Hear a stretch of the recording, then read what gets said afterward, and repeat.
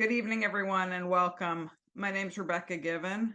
I'm a member of the steering committee of the Labor Campaign for Single Payer, and I'm really thrilled to be moderating our panel tonight. We have a fantastic set of panelists with us tonight, and I'm excited for you all to hear from them. And we are going to think together about the fact that abortion is healthcare and healthcare is a workers' issue. And we can respond to the Dobbs ruling as we respond to so much that's going on with our coworkers in and through our unions. So we just want to spend time tonight talking about what we can all do at work with our union, how we talk to coworkers about abortion access, about the Dobbs ruling, about where we are now, what we're facing, whether the boss should control your access to abortion care. I think we know the answer to that. But what do you do when your employer controls that access? And then when you've thought about that, should the boss control your access to any other healthcare as well? I think that conversations about the despicable state of access to abortion and other reproductive care have to lead us to bigger conversations about the inherent flaws in our healthcare system and what we must do as workers and as a labor movement about that. That's all I want to say to start us off. I really want to turn us over to our exceptional panelists. I'll introduce them each in turn. They're each going to speak for a few minutes and highlight some of the things they're doing, some of the things they're working on with their coworkers and through their unions. And then I may ask them some questions, and then we'll open it up, and you can put questions in the Q&A that we'll then have from all of you. So I'm going to start with Sara Nelson. Sara is the International President of the Association of Flight Attendants. She's served as the International President since 2014, and she's been a union member since 1996, when she started as a flight attendant at United Airlines. And today she represents 50,000 of aviation's first responders at 17 airlines, soon to be 18. So thank you, Sara. Thank you so much. And let me just say that I am I don't typically like to correct people, but I think you'll be very happy for me to correct you and say that it's actually 19 airlines. We have won some union elections, and so happy to report that. But I think what's really important is that we all recognize that the conversation that we're having here is urgent. And it is not just another priority on the ballot box. It's not just another issue that we're fighting for. It's fundamentally about whether or not women are equal under the law. And our country has been unwilling to say that to this point. But the rollback of abortion rights is not just a healthcare issue. It's not just a choice issue. It's fundamentally an issue of freedom and humanity and dignity. And as president of the Association of Flight Attendants, I know there's going to be a lot of discussion about what we can do in our unions in this moment, and what can we do to help maintain reproductive rights at the bargaining table. I just want to break that down for a minute and recognize that one of the things that the boss has done, the corporate elite has done to try to divide us, to try to take more and more from working people, I want to equate the right to abortion access, the right to bodily autonomy, as directly related to workers' rights, to the rights of people, and whether or not we're actually going to fulfill the promise that has never been reached in this nation. I stood there in Miss Muldoon's classroom in kindergarten every single morning with my hand over my heart. I thought that meant something.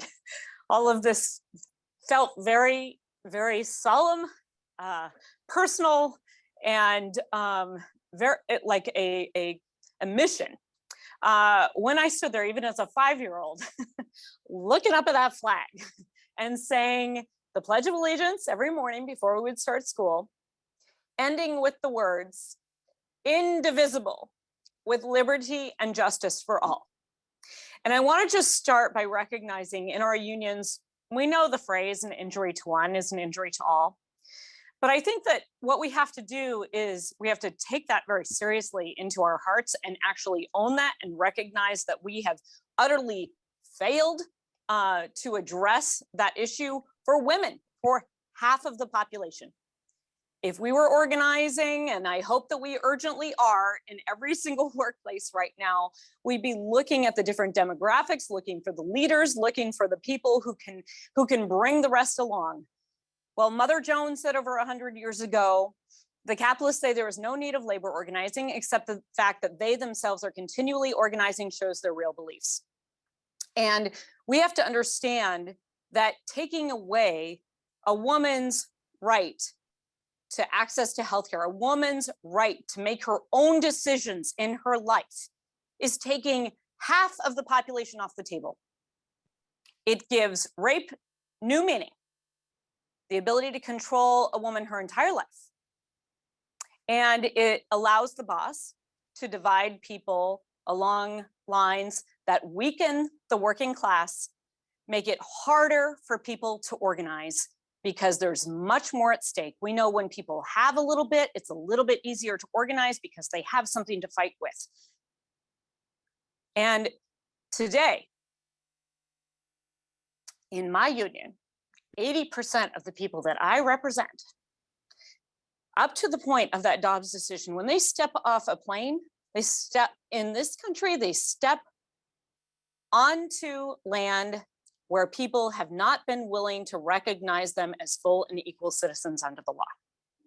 And now, to go further, when they go to work, they take off in one state with one set of rights, land in another state with another set of rights, and they're in jeopardy every single day when they go to work that someone could deny them the right to basic healthcare, to save their lives, to make their own decisions, their own economic decisions. I think back to when I first started in this work and when I first started doing union work, and I had the honor of interviewing the #1 flight attendant at United Airlines. She had been, she flew for almost 60 years. I interviewed her sometime between 50 and 60 years. And I interviewed her because she had this extraordinary career, but she also had flown all over the world in the 50s, had talked with aircraft manufacturers, various governments around the world, civil aviation bodies, to get evacuation standards on the plane and equipment that was standardized across the world. That's still safety equipment that flight attendants check today. Extraordinary. First member of our safety committee. And so there was so much to interview her about, including working a craft mission into Korea and landing in enemy fire and commanding 18-year-olds because they landed in this ditch, and the flight attendants had to take control and help these 18-year-olds until they could actually get to safety. She had so many incredible stories to tell, an amazing life. But what she wanted to talk to me about was something that I had never experienced because I was born in 1973. And she wanted to tell me about what it was like when women had to access illegal abortions in order to keep their job as a flight attendant, when they had to access illegal abortions in order to get out of an abusive relationship. And she would have to help them do that. And she did not believe in abortion herself. But she understood her duty to represent these women and represent their own choices in their lives and also get them to safety. And so we can't just talk about this as another issue on the ballot. We have to understand that this is an attack on our very right to organize, on an attack on our ability to build power for the working class, to put a check on unchecked capitalism that is controlling our politics, sending us on the road to fascism right now. And it is fundamental that we fight with everything that we have for the rights of women to make their own decisions in their own lives. Because if we do not do that, every other fight that we have, every other existential threat that we have to take on right now, and we can only take on if we attack capital right where it exists and organize in our workplaces like never before, building up our unions by the tens of millions to have enough power to change the dynamics in this country and change the politics so that we can get solutions that are actually popular with the people and needed, take care of ourselves and our families, then we have to fight for the rights of women. And it's not just going to happen at a single bargaining table. We have to fight with an urgency right now that understands that it's all on the line, all of it, every bit of it. And so we can talk about the nuance of that, and there's plenty of experts on this call, my sisters, who are going to talk about what this means for individual women and what's at stake here and what we should be doing about it. But there is no more urgent call that we could be having right now than this discussion, because we have no rights. And I want to just be very clear. We have not been able to talk about this as a labor movement. We have not been able to say the word abortion. We have not been able to talk about the fact that this is a fundamental issue of freedom for women and the rights to organize. And the AFL-CIO did a poll that shows that even Union Republican women, 60%, believe that this is a priority on the ballot. This is an issue that we should be campaigning on. We should not be afraid to talk about this. Across the board, it is well into the 90% of union members, even in battleground states, of people who believe that this is a priority right now, that we need to be fighting on, we need to be talking about, and we need to be organizing around, we need to be voting on, we need to be protesting on, we need to be organizing on. So I'm here with you tonight in solidarity. We cannot be silent. We have to organize with the kind of urgency that our lives are on the line, because that's what's at stake here. I'm proud to be with the other sisters on this call, with all of my union siblings tonight. Thank you for inviting me to the call, and I look forward to the questions. Thank you, Rebekah. Thank you so much, Sara. Thank you for always being so forceful and so committed and not afraid to say the things we need to say. For a few years, people have been hearing Sara say we need to say strike. We need to say that word out loud. She's right about that. We need to say the word abortion out loud too. I want to go to our next speaker, which is Dunn. Welcome, Dee. Dee has been a railroader and actual boots on the ground worker for 25 years, a track person, CDL driver, a welder, a foreman, and now a qualified safety liaison for most of the production units within the Amtrak IMCS department. Dee, we're delighted you could be with us today. Dee's also a member of the Women's Caucus of the Brotherhood of Maintenance Way Workers, part of the Teamsters, and we're delighted that you're with us today, Dee. So take it away. Thank you so much. First and foremost, woo, you will put me behind Sara. She is so passionate. I love it. I have to thank the Labor Campaign for Single Pay for inviting us to participate in the town hall first and foremost. The members of Brotherhood of Maintenance-CWA employees are the women and the men who build and maintain America's railroad. We lay tracks, we build the bridges and buildings, we repair and replace overhead catenary systems, and hold responsibilities for maintenance, construction, and improvement of all rail infrastructures. We work 24/7 in all forms of extreme weather conditions, and we work throughout the entire pandemic due to the essential nature of our work. The women, the United Passenger Rail Federation Women's Caucus has gone on record as being 100% pro-choice, even though some of us have beliefs in our personal lives that will prevent us from getting an abortion under most circumstances. We believe that reproductive healthcare decisions, like all healthcare decisions, should be made between the patients and their doctors without interference from the government or any other outside force. About 4 years ago, our caucus ran a campaign within our union to get our national division to include paid parental leave as a bargaining demand in negotiation, both for our contracts with the freight railroad and our contract with Amtrak. We won the fight to include this demand in negotiation, but we was not successful at winning the benefit on the freight side. We are still bargaining with Amtrak, which leaves the possibility of winning this benefit for Amtrak workers. A demand for paid parental leave has never previously been raised in negotiations in our unions, and making it part of the process was itself a victory. Moreover, our campaign led to our national division president making paid parental leave a benefit for our national union staff. Paid parental leave is one of a number of reproductive justice priorities. The fight for the right to abortion access is part of a greater fight for reproductive and healthcare justice, which also include the fight for single-payer healthcare, universal child care, a living wage, and affordable housing. All of these factors influence the ability of a working woman to raise a child or to decide to not to go ahead with a pregnancy because the child cannot be adequately cared for. Without more support for working families, our reproductive options will always be limited, and women will not have the right to determine their own family planning in a safe and viable manner. The Supreme Court ruling had delivered a blow to healthcare as fundamental human rights. Abortion is healthcare, and access to abortion is a healthcare access issue. Since healthcare access is a union issue, it is incumbent upon unions to protect their members' rights to access family planning, services, and abortion care. The High Court's decisions through these vital healthcare issues and calls back to the workers and back to the bargaining table. Unions must look to strengthen existing collective bargaining agreements and health insurance coverage to protect their members' access to the reproductive health care they may need.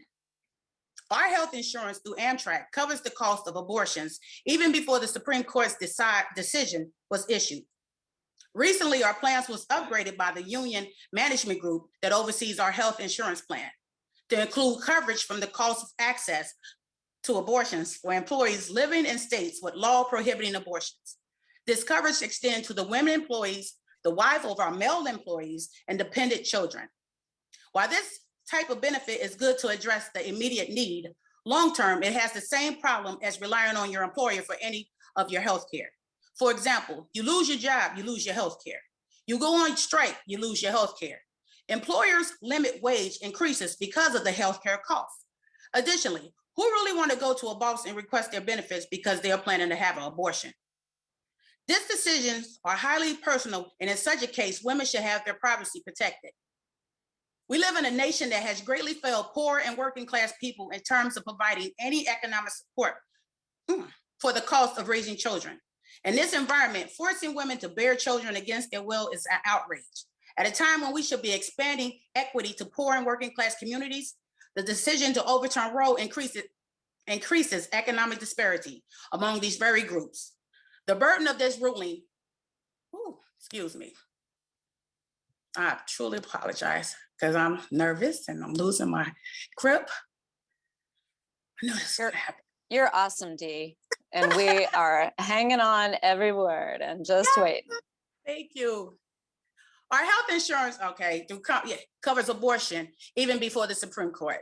Yes, I am reading. This coverage extends women employees, wives of male employees, and dependent children. While this type of benefit is good to address the immediate need, long-term, it has the same problem as relying on our employees for health care.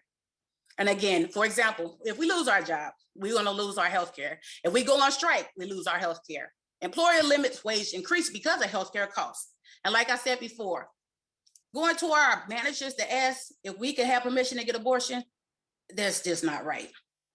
These decisions are highly personal, and in such a case, women should have their privacy protected. We live in a nation that is greatly failing poor and working class people in terms of providing any economic support for the cost of raising children. In this environment, forcing women to bear children against their will is an outrage.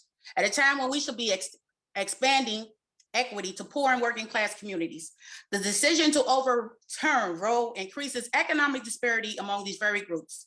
The burden of this ruling will fall most heavily on low-income families, community of color, and immigrants. These are people who are already barely making ends meet. Moreover, this is not just a matter of economic and health security, but it's also a matter of life and death. Research has shown that restricting access to abortion raises both maternal and infant mortality. When abortions are restricted or illegal, studies have concluded that women resort to all kinds of unsafe measures to end unwanted pregnancies. These unsafe practices accounted for approximately 13% of all maternal deaths, or nearly 50,000 annually. The court's reversal of Roe struck a major blow to the reproductive rights movement. The right-wing conservative courts is bent on systematically destroying any rights that put even a minuscule amount of power in the hands of poor and working class Americans. We have already seen attacks on unions by this court in a devastating Janus ruling, and that does not seem to be a hard-won right that will be excluded from their wrath. From the chipping away of our voting rights to the reversal on environmental protection, our very democracy is in a grave jeopardy. As unionized workers, it falls to us to organize within our workplace and within our union to build and to fight for reproductive and healthcare justice, and to stand up and stand together for all the rights that we have fought so hard for to gain. And in conclusion, our caucus, the United Passenger Rail Federation Women's Caucus, had presented our union leadership with a resolution responding to the Supreme Court decision for the overturning of Roe. It passed and was adopted on the federation level. Next, we will send it to our national division officers for voters. Thank you. Dee, thank you. That's just fantastic and powerful, and bringing us from abortion access to reproductive justice to the whole social safety net we need to really support all of the reproductive work that is critical and is woefully under-supported in our society. So thank you. I'm going to move us to our next speaker. Maggie Carter is a Starbucks partner and organizer in Knoxville, Tennessee. She's a full-time student studying journalism and electronic media and a single mom to a 7-year-old boy. And thank you for being with us, Maggie. Thank you so much for having me. It's an honor to be here with all these beautiful, strong women, my sisters in this movement today. So thank you all for having me. So I'm a baby in the labor movement, but I definitely am not a baby in this life. I have fortunately been able to, raise my son here in Tennessee, and obviously we've been through our struggles, but organizing in my workplace really has become the forefront to my life. And Starbucks has continuously waged war with partners for exercising their voice, from firing 7 of my friends in Memphis and over 120 of my comrades across this country, holding captive audience meetings with partners, using the benefits that we do have, dangling them over our head as if we will not have these if we continue to organize and use our voice, continuously retaliating against partners who appear to be pro-union. And to stoop to a new low, they even use access to abortion benefits as a tool in their union busting arsenal, saying that no new benefits can be given to unionized stores, and then later retracting that statement in the media. I go into work every single day with some of the strongest people that I've ever met, and the majority of those people are women. We go in and we service our community, and we do that with a smile, and we're glad to do so. We love our job. But the fact that they're able to use abortion access in a state in the South, primarily, that does not show up for its constituents, is really sickening. No matter what, bringing a child into this world should be a choice, rather than women being forced to birth a child that they cannot afford. This is one of the many reasons why not only workers, but women should continue to organize, to use our collective voice in states where leadership has failed to show up for us. Organizing gives us a voice in our workplace and a true voice in society by helping shape the working conditions in your work or the conditions in your state. We must continue to organize, as Sara so eloquently said. We must organize collective action and show the Supreme Court that women indeed are the supermajority. Women make this world go round, and I'm sick of men in politics making decisions over my body. We are mad as hell, and we're not going to sit down and be quiet. We're going to fight, and I'm very happy to be with my incredible sisters who are heading these fights across the entire nation. Solidarity to everybody on this call, and thank you so much for having me. I know Starbucks Workers United we are going to continue fighting for access to healthcare within our workplace, but not just within our workplace, also beyond it. And I can't wait to see, hopefully, some of you at those actions as we continue. But thank you so much. Thank you so much, Maggie. And and Starbucks workers who are still fighting for their first union contracts are facing the situation where even when the employer claims that they will cover access to abortion and other reproductive care, the employer also controls your hours and can cut your hours and take away your access to care at all. And this is what happens when healthcare is in the hands of our bosses and we don't have strong protections in place. I'm going to bring us to our next speaker, Martha Valadez. Martha was laid off as an apprentice electrician in Texas early in the COVID-19 pandemic. Thankfully, for all of us, they found their way back to community organizing as a national organizer with Jobs with Justice, where they currently support campaigns in the construction sector and other efforts for expanded bargaining.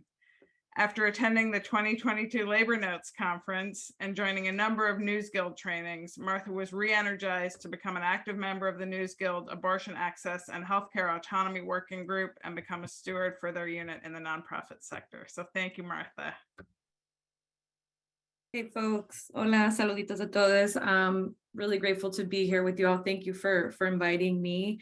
I also am very green. I mean, I've been in the social justice movement for a long time, and I've done labor organizing as a contracted organizer. But being with my union since June, in the height of the pandemic, June 2020, and joining up when the Supreme Court announcement came out, and meeting folks from my union, and stepping into my power, being here based in Texas and sitting at my computer by myself here in the pandemic, that's still going on. It was just amazing to know that there was a space. And in our first meeting going into it, talking about, abortion access and should we change our name to be more inclusive around gender affirming care and bodily autonomy. That was just radical to me and amazing that I was part of a union that was creating spaces for us to talk about these issues, and figure out strategies and tactics and create resources for our membership to be able to activate their own locals and distribute knowledge and share our power. And so back in July, and this working group, I'm humbled to be sharing, but this working group really had been moving and developing this toolkit and sample contract language to share out for some time before even the Supreme Court announcement. And so they were preparing, and it was really, really humbling to just be in space and take and receive and redistribute. And so, so we moved into action with my unit. I'm part of the News Guild Local 32035, and I'm part of the unit for a nonprofit. And so our small unit, I just moved rapidly. We have a lot of things going on. I was able to move and do research and figure out how, what the heck is health insurance, talk to our broker who's super progressive, our insurance broker, to get details about how this could even happen. Perfect timing. He was looking at vendors to figure out also who was trying to figure out, is there a vendor who would be willing to provide this as a program around abortion access and gender affirming care? The ability to do both of those things to create a policy, an interim policy, right? Because our contract isn't up for negotiation until the end of next year. And so being able to respond rapidly and put together a policy that was already, adaptable and malleable for the interim was just really amazing. And we were able to move quickly, got a group of people together to edit, offer feedback, and consult within our unit.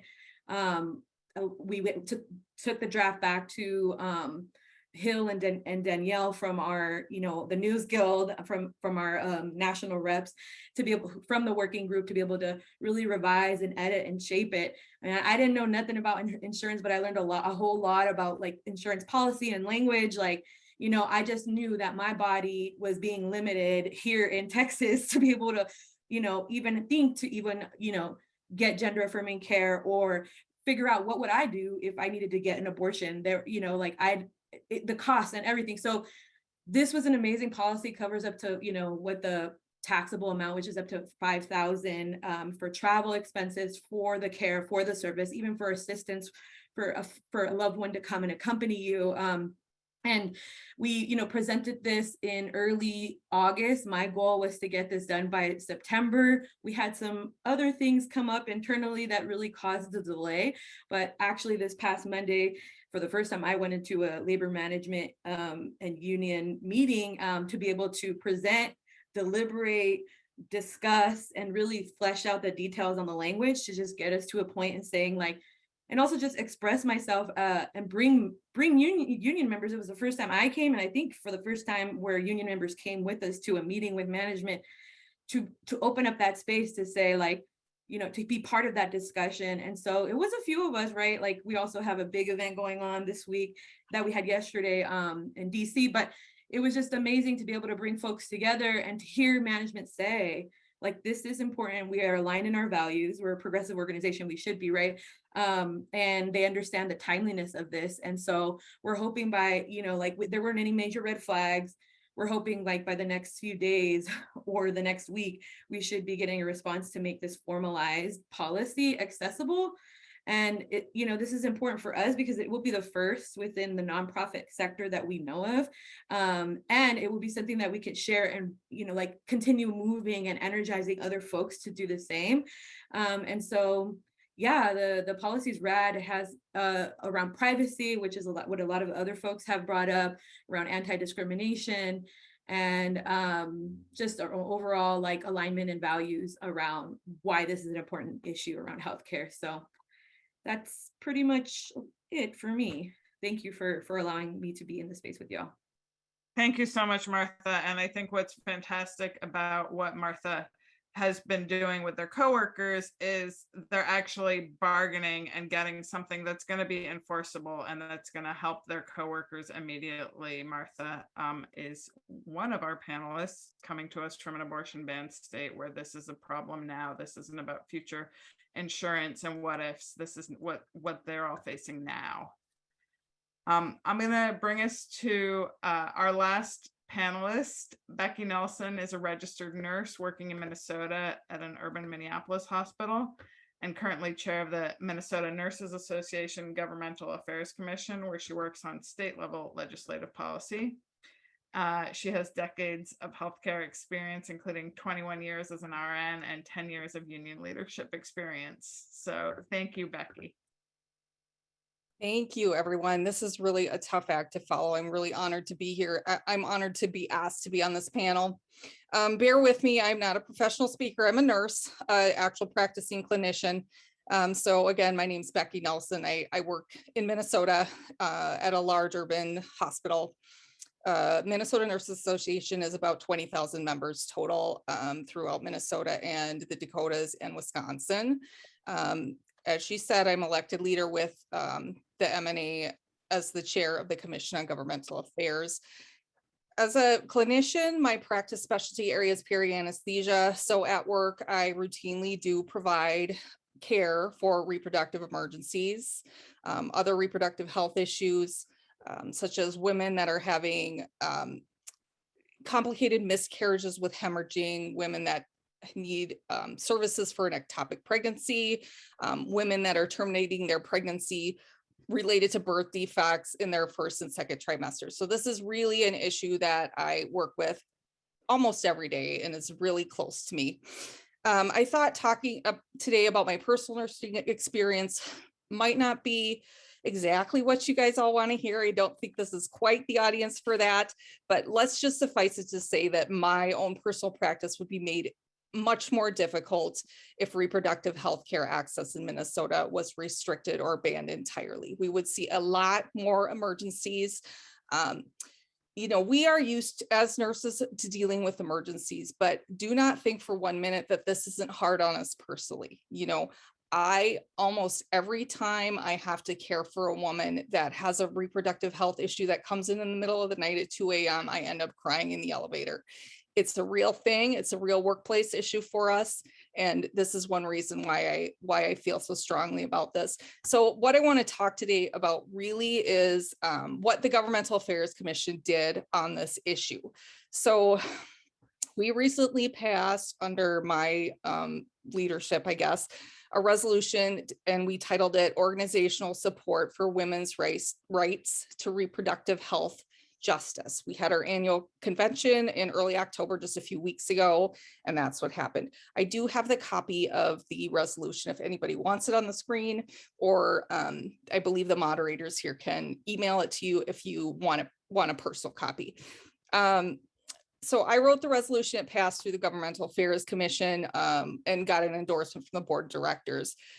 Those votes passed by a large margin. The convention in October, although we do have some more conservative measures, it passed by about an 80% margin.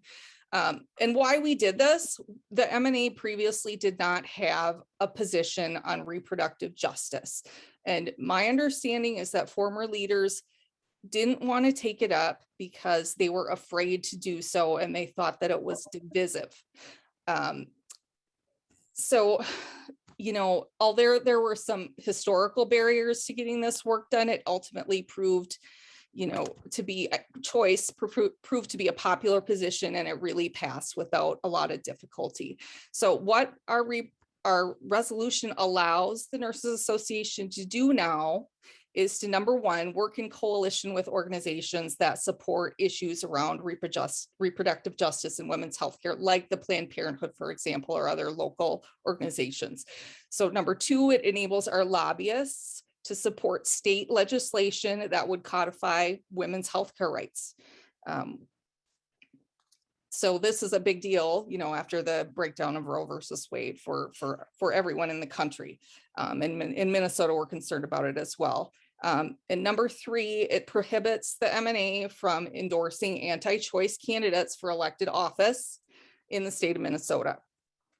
We do actually endorse on the occasion Republicans that support our issues. Not that you know, our issues are basically around nursing, but this would prohibit us from giving that endorsement to a politician that doesn't support reproductive choice. And then number four, it does allow the M&A organizing staff to consider taking a look at unionizing facilities that provide full access to women's health care. So the Minnesota Nurses Association mostly has nurse members. We do also have some other types of members, techs, pharmacists. You know, we could potentially consider organizing facilities like Planned Parenthood that provide abortion services. So I thought today I would kind of talk about the nuts and bolts of getting the resolution passed and the barriers that were put in front of us. I'm hoping that I know this is fairly specific. I hope I'm talking to a lot of union leaders that are interested in maybe doing an action themselves. So this started with a commissioner. This started with a commissioner request to address the topic, given the situation we're in with Roe versus Wade. Our rationale for doing this specific to our union, to the nurses that came up, is that number one, we're a majority female profession. We are really about 90% female. Many of us are in our childbearing years, and this affects us personally. Our reproductive capacity and issues around that comes up often in the workplace. I've had coworkers discriminated against for breastfeeding in the workplace. We are still working in many, many hospitals without paid parental leave, and there are economic concerns around child rearing and childbearing. Job retention, promotions, these are all related to women's reproductive health for women in their childbearing years. And of course, we as healthcare workers, we should be supporting a full and unrestricted range of healthcare services for any body system. That includes women's reproductive health. And we felt that at this time, we needed to go on record with this. So as far as the state of Minnesota goes, we are set to become an island with regards to abortion care. It's currently unrestricted here, but that is not the case. Access is potentially jeopardized in our neighboring states of Wisconsin and the Dakotas. So preservation of services for our specific community and the greater community was a concern for us. And nurses are really the workers that are on the front line of bearing witness to so many issues around reproductive health care, whether or not their reproductive capacity or health care goes the way it's supposed to or not. As I said before, my personal practice would change dramatically if abortion access was restricted in my seat. So I'll just go through the steps we went through to get this resolution passed briefly. So our process of getting a resolution passed takes about 6 months. As I said before, this was brought forward by another commissioner. We made the decision, to vote this through as a commission. It went to another committee. There's a lot of bureaucracy in unions to make sure it didn't violate any bylaws. And after that, it went to the board of directors. They endorsed it. And finally, we made the last step at the convention a couple of weeks ago, where it was voted through easily. I will not say that I didn't get any pushback, because I did. We do have a contingent of more conservative folks that just simply don't agree with choice because of politics or because of religion. I did get quite a few, I'm not going to say quite a few, I got a few emails and phone calls that wanted me to withdraw the resolution completely. So we would continue to not have a position on this at the Minnesota Nurses Association. I got added to a few really conservative email chains. I think they were trying to change my mind, didn't work. I did get a little bit personally attacked for this. And I just want people to realize that these are super popular policies. People don't, especially women, don't want their choice taken away. Even Republican women, even conservative women, even religious women. So ultimately, this did pass without a lot of changes on the convention floor. There are a couple amendments as well that were defeated. And so this was the initial resolution that I presented went through without any amendments to it. Let's see, what else do I want to say to you?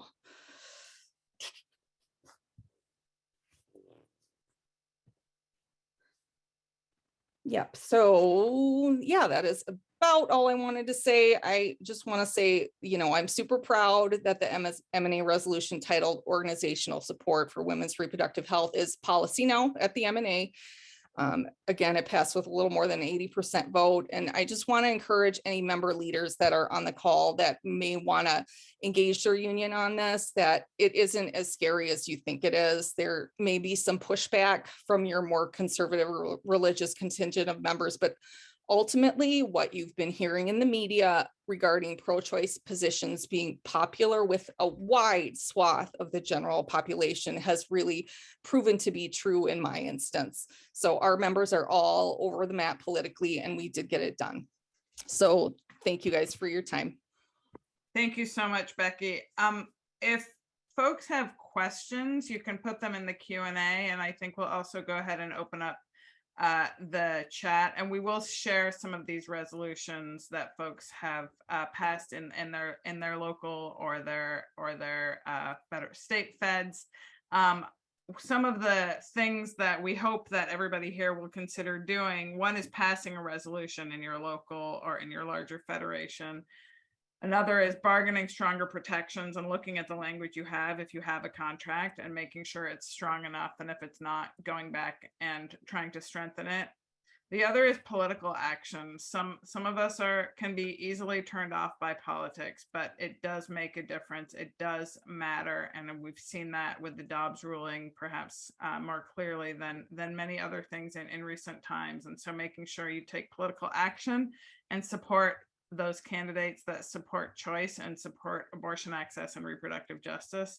And the other thing that hasn't been mentioned yet is look at your labor management funds, your Taft-Hartley funds. If your healthcare comes from a joint labor management fund, you have labor appointed trustees, and they have the ability to make sure that the full range of reproductive care, of gender affirming care, is provided in that context as well. I do encourage you to put some questions in the chat. I wanted to give an example also that came to mind when Sara was speaking about talking to some folks that have some pretty resonant memories from the time before Roe versus Wade, and talking to my own mother about the situation, and I think this speaks to what's on our minds tonight, where a friend of hers was hemorrhaging after receiving an illegal abortion prior to Roe v. Wade. This woman almost died because she didn't want to go to the hospital to get help. She needed a blood transfusion, but she couldn't pay for a blood transfusion because her parents would find out if she put it on her insurance. So I found out after the Dobbs ruling came out, my parents were able to donate blood, and that blood gave you credit for a transfusion that you wouldn't be billed for. And the idea that that is our healthcare system, where you have to literally give blood to pay for life-saving care because abortion access is not available. I mean, to me, that sums up everything that's wrong with our system, that lack of access to abortion care and the financialization of everything we need to do, where we should be prioritizing care for each other as a society rather than trading our blood to save someone's life. So we'll open up the chat if folks want to introduce themselves to each other, and we will share some of the links to resolutions and other resources that we have. But I want to ask a question that came up in the chat from actually from Katie Murphy. Thank you, Union President. What can folks do? And I'll go first to those in abortion ban states. Maggie and Martha, if you want to weigh in, and Sara has many members in those states too, to say what can folks do in states where reproductive health is safe or safer to support the immediate need. So I don't know who wants to jump in first on that. I'll open it up. I know that everybody here is working nationally, not just in their own location. So Maggie, do you want to jump in on that? Yeah, I mean, I think definitely like helping, you know, with resources, like helping get resources to people in those states, and resources, even just places where people can go, places where they can look to for support from these states where there is none. I think building those networks to very critical states is so important, and that could be a massive help as well. But I'd love to hear what others think as well. Yeah, anyone can get in on that, but Martha or Sara, did you want to say anything specific? Go ahead, Martha. Yeah, I dropped my local abortion access fund in the chat, so donating is always great.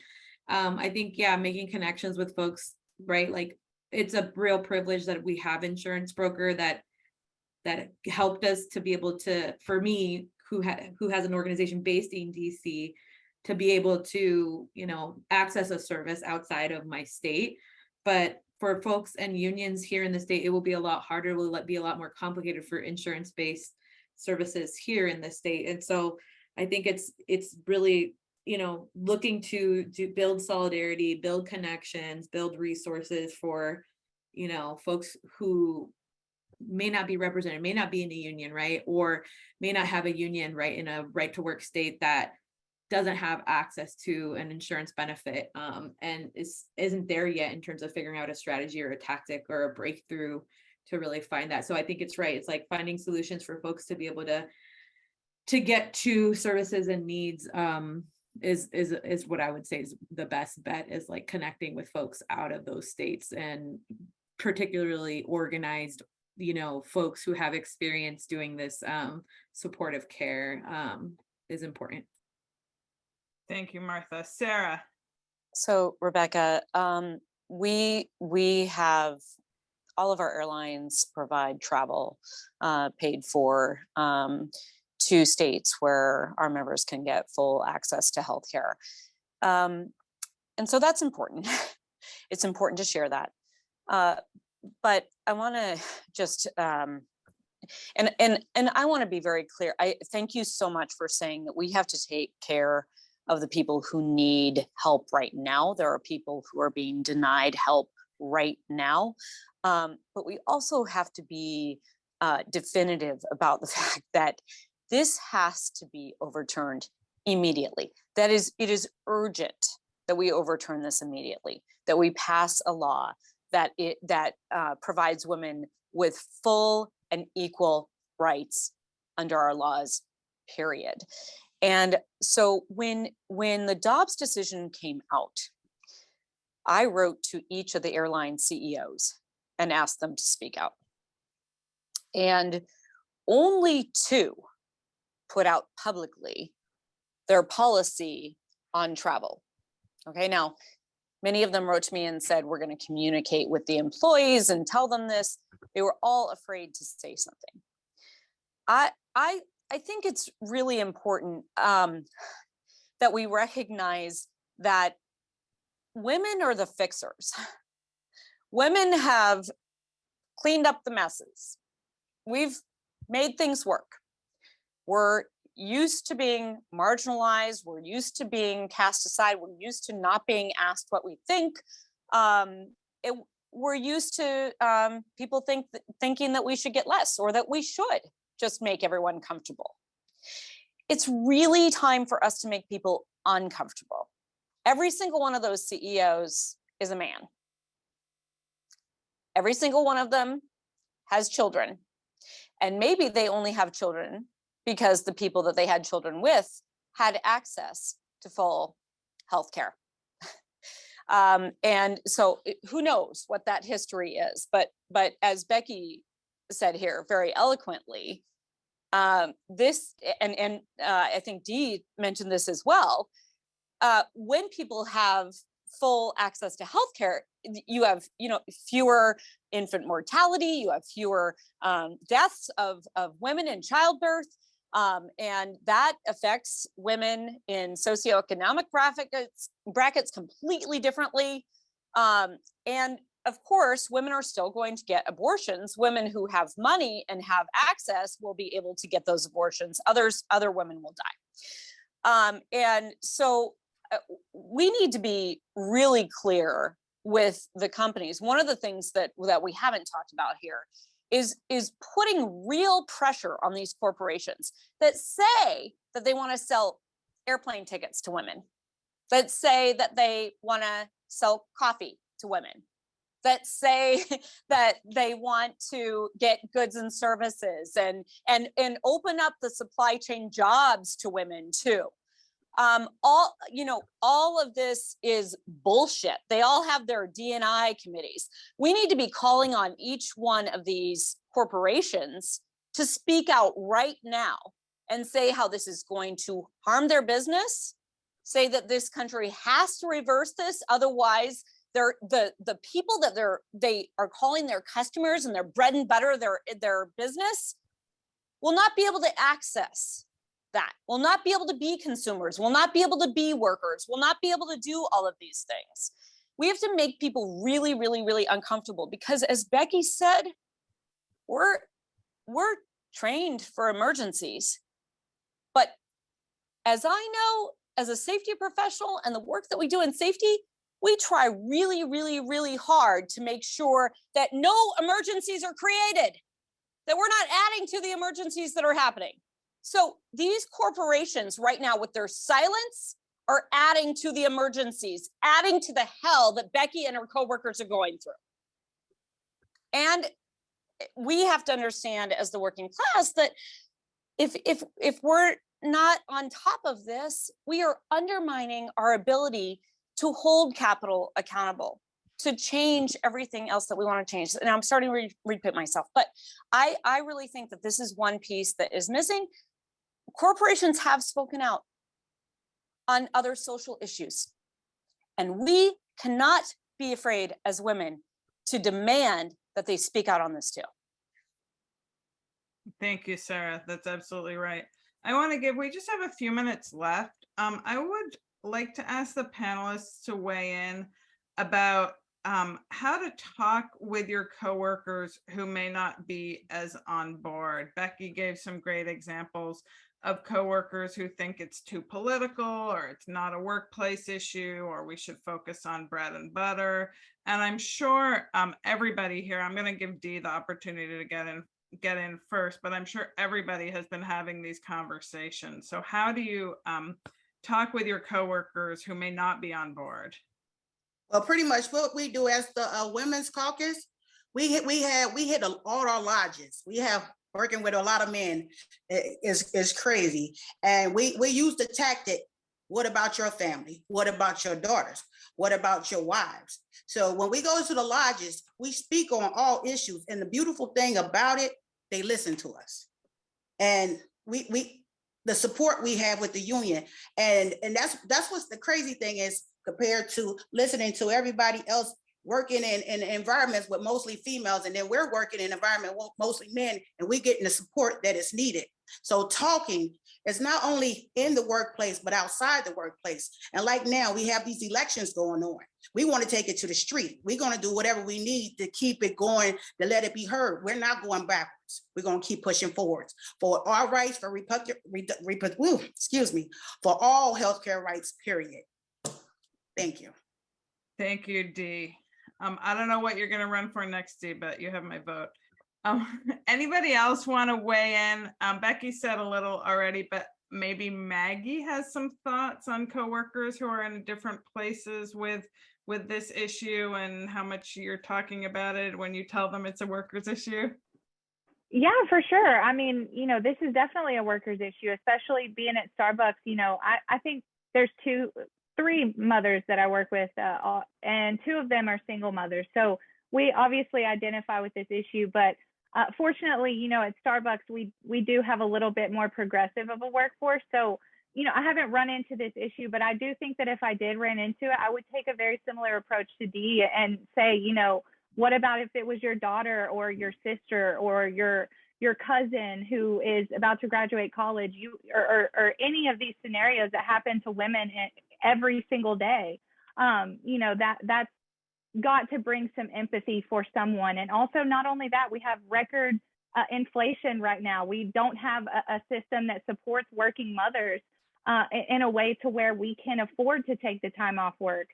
Me, for example, just using a personal situation, I worked up until 2 days before I gave birth to my son, 7 years ago. And that put my body through a lot of things that, it shouldn't have had to go through, while also giving life to a newborn. So, these issues are experiences that I would share in these conversations, as well as, relating personally to each other and just saying that this is a healthcare issue. It's not a religious issue. It is a healthcare issue, and women deserve access to healthcare.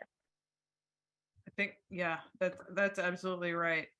I want to give everybody a chance to say any closing thoughts or anything that you didn't get to, but I do want to highlight in the chat, Martha's union, the News Guild, has put out some phenomenal resources, and we shared in the chat some of the online, there's a Google Doc that links amazing resources, including contract language. Someone had asked in the Q&A about what if your employer doesn't cover abortion access, and there's different sample contract language you can demand and work towards to try to help that. For instance, if there are no providers in your area, where either because of local laws or because it's dominated by Catholic healthcare systems, so there are sample contract language around that you can take a look at. But I want to give everybody a brief chance for any sort of final thoughts or responses to what you've heard. I'll come to you first, Becky. I just want to let folks know that if they do want to discuss this offline, need help going forward, want to talk about resolution language, I'm willing and able to help. This is something that I really feel passionate about, and this is something that every union, I think, in the United States needs to tackle, because this is not going away. I will drop my my social media and my email in the chat, so if you want to follow up with me later, you can. Thank you so much, Becky. Martha? Yeah, just to say thank you for having us. Representing someone who you would, in the trades we call rank and file. Like, I'm just a member. I just recently became a steward. anybody can get involved. Anybody can find someone else to talk to about the issue and strategize. And it's everyone should have a space to organize, and that's why we need more unions, and we need more representation. We need folks protected, right? Because this one policy we won, right? There's just still so many people that need to be covered, that need to be protected, that deserve access to, you know, healthcare autonomy and their own decisions on, you know, just their body, right? And I wrote in the chat that I think it's important for us to think about language when we're talking about abortion access, and that gender affirming care is really important, and gender affirming language is also just as important. So that's it. Thank you for having me. Thank you so much, Martha. Maggie? Yeah, I would love to say thank you so much for having me. It's an honor to be on a panel with so many incredibly strong individuals fighting for what's right in this country. My best advice to everyone on this call is to organize, whether that's your workplace, whether it's political action, collective action in any capacity. We need as much of it as we can get right now. Organizing has given my life a purpose that I've been searching for a long time. And it's really a beautiful process to take part in with your coworkers, to really show up for each other in ways that you could not do so before. And also, you know, it's really time for us to get out in the streets and be loud as hell, be mad as hell, and really cause some ruckus around this issue, because we're not going back. And I'll leave it off with that. Thank you, Maggie. Dee? Like I think I left a tweet at the beginning when you first asked us to put a little tweet. Family issues are union issues. And again, right now we have an election going on. We need to hit these streets. We need to be loud. Like Maggie said, we need to let them know we will not be going backwards. We're going to continue to push forward. We're going to continue to get together.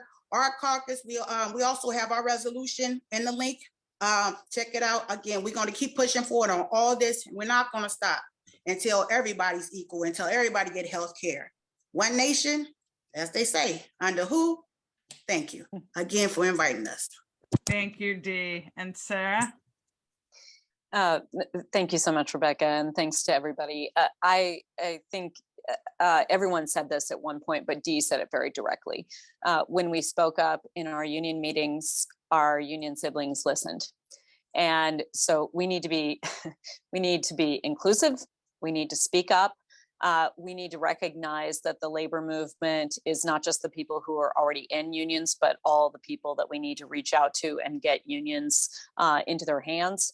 And so this issue is about speaking up for all the people who don't yet have a way to speak up for themselves too, because that's how we're going to build power to get what we really need.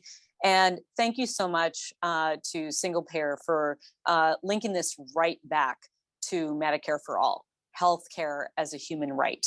Because if we have that, then we can't be parsing this out and depending upon employers and talking about this as another distraction from improving our lives and getting to a place where we can get back to celebrating 8 hours of work, 8 hours of rest, and 8 hours for what we will, for everyone, from every background, every gender. And that's really ultimately what this is about. You heard a lot of anger in my voice from the beginning. Let me be very clear, that's not going away anytime soon. It's going to continue to fuel me. I feel joy right now for being with all of you talking about this. I feel joy from my union siblings and our commitment together to fight forward. But fundamentally, listen to what Dee said. Speak up. People will listen. We cannot be afraid and be silent on this. We have to speak up and bring other people along with us. Thank you so much, Sara. I want to thank all our panelists. You were fantastic. I feel energized. I feel inspired, and I'm ready to go out and keep fighting. We need to take healthcare off the bargaining table, but while we're doing that, we need to put abortion right on the bargaining table. So thank you all. Everybody have a great night. We will follow up with resources and access to the recording. I want to thank everybody for taking the time tonight, and I really want to thank our panelists. You all were fantastic. Thank you, Rebekah. Thank you, everyone. Solidarity forever. Thank you all. Solidarity forever. Bye, everybody. Thank you, Thank you Maggie. much. Thank you, Dee, Becky, Martha.